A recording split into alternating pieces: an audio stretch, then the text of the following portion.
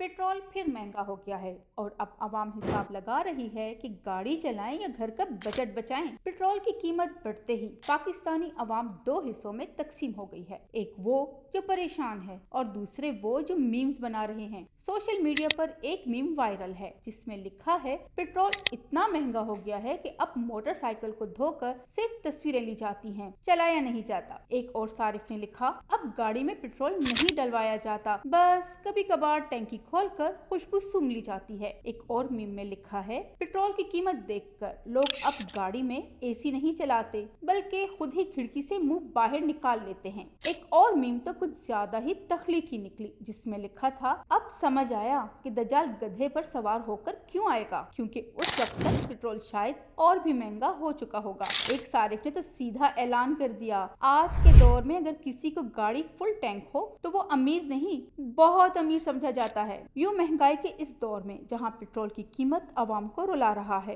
वहीं पाकिस्तानी आवाम हिस्ब रिवायत गम को भी मीम्स में तब्दील करके हंसना जानती है। और लगता यही है कि जब तक पेट्रोल महंगा है तब तक मीम्स भी बनती रहेंगी।